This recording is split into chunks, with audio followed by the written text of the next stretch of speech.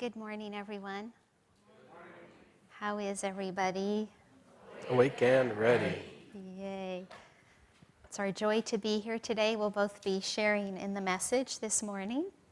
Our topic this morning, the law of karma, reminds me of a story of a pastor that was walking along the street one day when he notices a little boy across the street trying to ring a doorbell. But he's a little bit too short to reach it, so he could see him jumping up and down. And the pastor decides, I'm going to help this little boy. So he walks across the street, steps up to the little boy, places a hand on the little boy's shoulder. He leans forward and gives the doorbell a good solid ring. And then he looks down at the little boy and he says, and now what, my little friend? And the little boy so sweetly looks up, smiles benevolently, and says, and now we run. And now we run. The law of karma. And we are here today because we've had countless numbers of lifetimes. We may not remember them all, but we've probably tried it all. The fame, the fortune, the exotic places to visit, to travel, but none of it truly brought us the joy that we are seeking. A disciple once said to Yogananda, "Sir, I don't believe that I have very good karma." And Yogananda replied very sternly, and many of us know this. He said, it takes very, very, very good karma to even want to know God. So here we all are this morning with very, very, very good karma for even being here and wanting to know God. So I want to read from this book. This is a great book. I love this book. I mean, I know I say this about almost everyone. I say it every time, but this is a great book. I have fond memories of this book because Swami Kriyananda was writing this book in 1990. I was visiting Ananda Village for the first time, and they have a week in August called Spiritual Renewal Week. And Swami Kriyananda was writing this book during that week.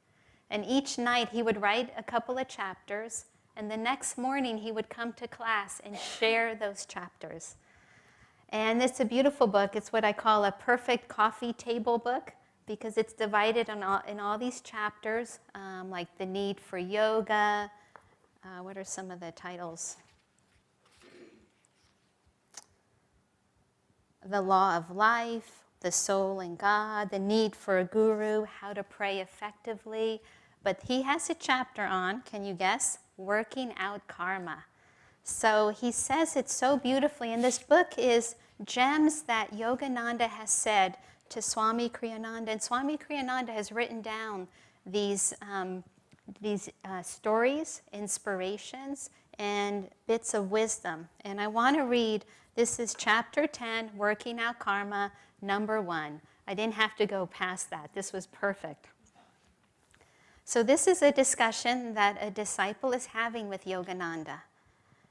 It all seems so complicated, lamented a disciple. I can see that karma and reincarnation belong together. But when I think of all the actions one initiates in a single lifetime, and then multiply them by God knows how many more lifetimes, I'm appalled. The interactions of cause and effect must be literally endless. So they are, agreed Yogananda, as long as one tries to work out his karma in the outer world. One desire leads to another, and then that one still to others. Every desire must be fulfilled, every action brought to completion. Even trivial desires pursued the disciple in dismay. What about some little wish that I might have had once years ago for an ice cream cone? Oh my, that's my... Even that, replied Yogananda emphatically, any energy that you put out, however slight, must return to you eventually. The disciple flung his hands up in despair. Then it all seems quite hopeless. As well might one try calming the waves on the ocean. It is a big job, I grant you, Yogananda said. Still, it isn't nearly so difficult as it looks. For ask yourself this: what is it that causes the waves to rise and fall in the first place? It's the wind. Without the wind, the surface grows calm automatically. Similarly, when the storm of delusion abates in the mind, the waves of action and reaction subside automatically. So what you must do is still the waves of your mind by deep meditation. And then in meditation, rid yourself of the consciousness of ego involvement. Once you cease seeing yourself as the causative agent, the waves of delusion may continue to rise and fall outwardly, but you yourself will no longer be affected by them. Would it be helpful, inquired the disciple, to stop acting altogether? Just try it, Yogananda smiled. You'll see that it simply isn't possible to stop acting. Even the decision not to act would be an outward projection of your ego. It would therefore constitute action of a kind. I once met a man in Phoenix, Arizona, he continued, who was disheveled, his clothing a confusion of dirty rags. I said to him, why do you dress like that? You aren't so poor that you need to. I'm a renunciate, the man declared proudly. On the contrary, I told him, you are attached all over again, this time to disorder. The Bhagavad Gita teaches that no one can escape action, karma in other words, by refraining from action. But the Gita also teaches us an invaluable method for escaping karma. What it recommends, here's the secret, nishkam karma, desireless action.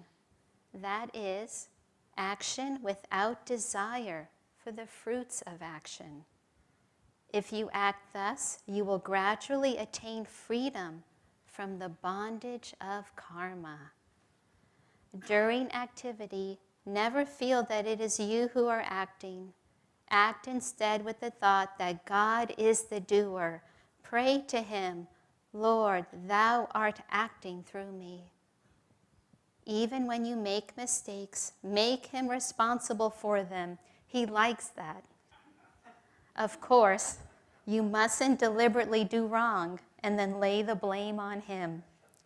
But if you do your best but still fail, give your failure to Him. Cling to the thought that you are ever free in yourself. This is the way to final freedom in the Lord.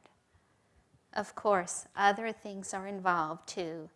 Devotion, meditation, divine grace, and so on.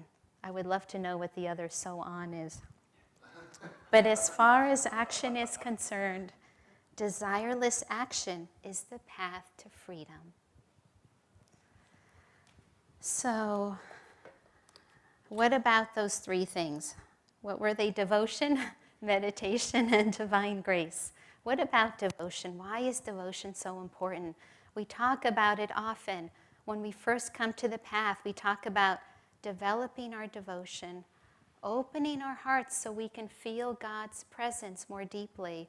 I was remembering when I went through a really difficult time in my life, and a fellow friend and devotee said to me, above all, keep your heart open. And I said, why? I'm angry. She said, if you close your heart, she said, you can't feel the Master's presence. But even more important, you can't feel His love in your heart. And His love will heal you. Keep your heart open.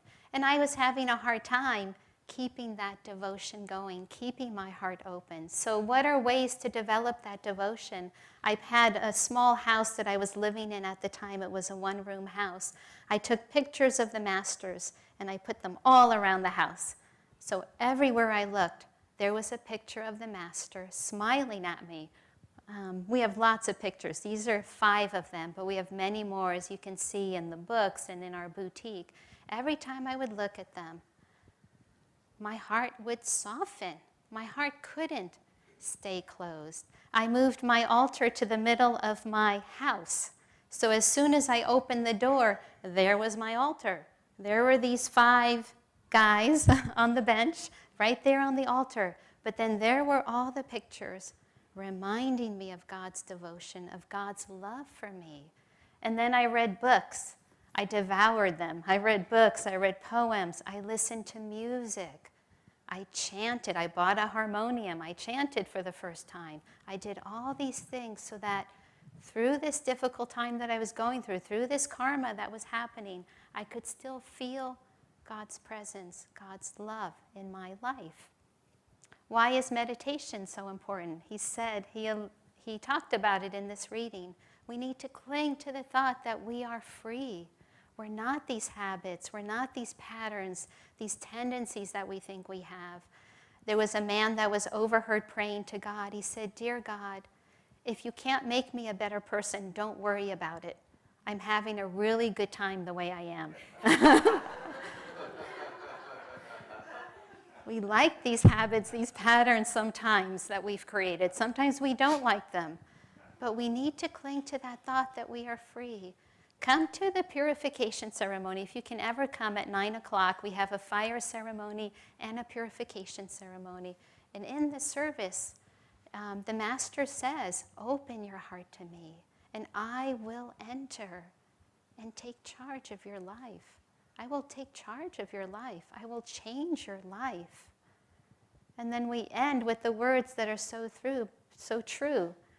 By the grace of the Masters, you are free. You are free. In meditation, we learn a technique, we learn practices that remind us of that. For those that practice Kriya Yoga, one Kriya done perfectly will get rid of 1 year of karma. 1 year of karma. And what if we don't do that perfectly? What if we don't do our techniques perfectly? What if we don't do them? What if we forget? And then we come to the 3rd, divine grace. We have divine grace in our lives. You know, I remember when I had a brief stint as a carpenter, being married to Diva, very brief. Entertaining, however. I actually had my own tool belt, and I did. I think it was bigger than I was. She painted pink hearts on all the tools. Yes, you have to be careful when you're on a job site. People will take each other's tools. So Diva had bought me really great tools. I didn't know really how to use them, but they were beautiful. So I didn't want any of the guys walking off with my tools. I was a little attached. And so, so I took nail polish and painted little red hearts on all my tools. So I literally saw a guy coming over and noticed the hammer that I had. I forget the kind now, but he sees it and he goes walking towards it and he starts to pull it out because he wanted to use it, and he sees the little red heart and he says, "No, can't do it."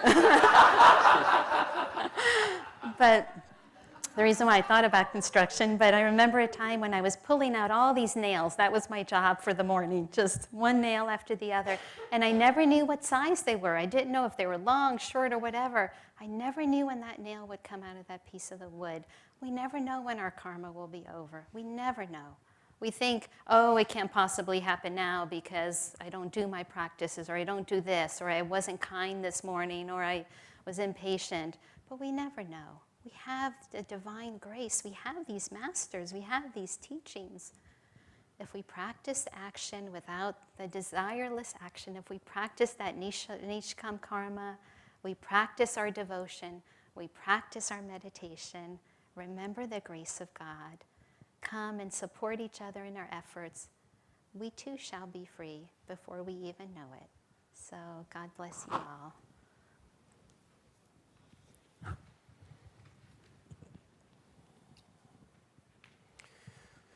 the fellow who said, "I'm doing fine the way I am." Somebody once said that if you want, if you want a happy ending, it all depends on where you stop the story. Because everything in life, every single thing, equals zero.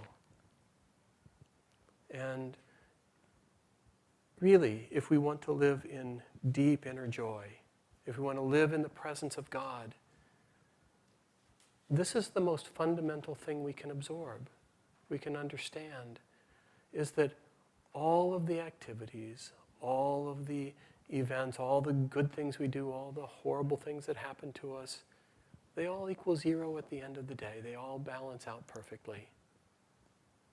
And if we can absorb that in our hearts, all of a sudden we stop being so excited about the things that are going up in yippee-yahoo, and we stop being so concerned and so mortified and so apprehensive about the things that are hard, that are painful. Everything equals zero.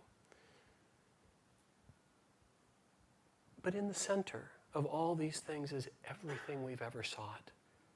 In the stillness, in the absence of restlessness, we find the joy. We find the love. We find the peace and the calmness, the wisdom and the power.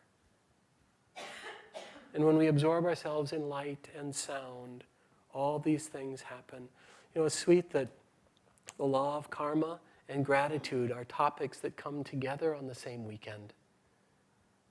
Because really, the fastest way, one of the fastest ways to end all karma is through deep gratitude for the gift of whatever is in front of us or whatever's happening to us.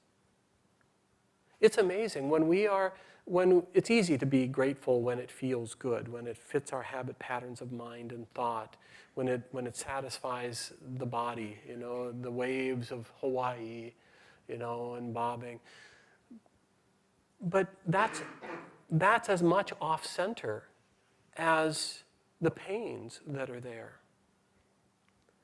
And if you'll be surprised if when things come that are difficult, if you turn and immediately can meet them with gratitude, can embrace them, you'll be surprised how much of the sting of the event just disappears instantly. It's just gone. Because in gratitude, we return to center. We return to that still place inside where we're not pushing the pendulum. We're not trying to make more or less out of what's happening. We're just there in the presence of joy, in the presence of love. And in those conditions, nothing else matters and nothing else exists. There's a very sweet story. It comes from the Zen tradition, but there's a little monk sitting there. And we're going to talk about gratitude brings us back into the state of not doing. And that lovely quote from the Bhagavad Gita, the wise see action in inaction and inaction in action. The more we're busy out in this world trying to make our lives work, trying to make it all happen, trying to do things, the more we create waves, the more restless we become, and the farther away from the things we're seeking we become. But the more we become still, this is not sleepy still, this is not comatose. This is with deep awareness and profound perception. The more we become still, the more we enter into the flow of life. And then whatever actions happen, they happen through us. They don't happen by our egoic volition. They happen because they are the movement of spirit. And they're inevitable. As Christ said, he said, the things that I say, if you silenced me, the stones themselves would sing out, because it's the nature of creation to have certain things happen. God is moving through. And if we are just still, those things move through us. So a little monk sitting there on his mat, and his master walks up, his teacher walks up, and he says, what are you doing? And the little monk looks up and says, greetings, master. I'm not doing anything. And the master looks down and says, oh, you're doing nothing. And he says, oh no, master, I'm not doing anything. That's where we need to be. We need to be where we're not doing anything. One of the most beautiful lines, one of the most beautiful central principles of Ananda is, what's trying to happen here? What's trying to happen? And then how can I participate? Because there's always something filled with goodness that's trying to happen. The more we allow fear or self-assertion or egoic sense of I know what's supposed to be happening, I know how it works, the farther away we get from cooperating with that deep, still movement of spirit. I'm going to just end. It's a deep and profound privilege to share this level of truth, to have it in our lives and then to share it with others. Who's seen Awake? Who's been to the movie? Very, very sweet movie. It's the life of Paramhansa Yogananda on film, and it's the first time anybody's had the gall to try and represent it in film. It was very well done. I believed it was very well done. I was very touched by it. One of the things that I was surprised by, repeatedly surprised by, I've been reading the book by Dr. Lewis's daughter, Brenda Rossiter Lewis. The life of the master was deeply and profoundly challenging. There was no place where the resistance of Maya didn't rise up and contend with his efforts to bring kindness and goodness and understanding and cooperation and inspiration into the lives of people in this world. That's all he brought. Just like Christ, all he brought was a message of love. And so Maya rises up through the subconscious patterns of the people of the time, and they put him on a cross. Yogananda faced countless betrayals, resistances, and circumstances that undermined many of the things that he would have brought into this world. And it's conspicuous in there. And yet he never, ever let go of his commitment to joy, his commitment to divine love, his commitment to serving, trying to bring goodness into the lives of others. We are the heirs of that effort. The ability to sit in here this morning in devotion, in worship, to have these thoughts and energies in our lives moving us forward, they're the greatest gift that we can have. And our response to them, if we're wise, is gratitude. So that we don't take these things for granted. That gratitude can express itself through donations, through tithing, through support here, through just simple appreciation in the heart. But we should match our response to the level of grace that we feel as a result of these things being in our lives. I'm going to close with just a reading.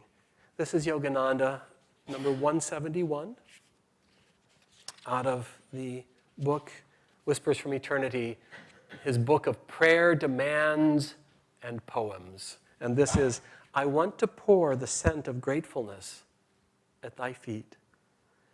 The doomsday clouds of inevitable tragic events thundered and poured down sheets of suffering on my life. My courage almost drowned in fear as a million difficulties rose up to destroy me. Only by clinging fast to thee did I survive. Now, when the cannons of uncertainty boom before me and the shells of calumny, persecution, and fierce opposition fall rain-like around me, I am ever protected in the impregnable fortress of thy love. I am so grateful to thee. When the light of good fortune dawns again, as it always must, that's something to remember. When the light of good fortune dawns again, as it always must, following every hard night of struggles, it is easy to smile welcomingly at the pleasing sunrise of thy grace. During dark nights of misfortune, however, I find it even sweeter now to offer thee the flowers of my appreciation for being always there protecting me. I offer all my gratitude at thy feet of deep inner communion. Receive me, my eternal beloved, in sacred silence. We'll take a moment of silence together.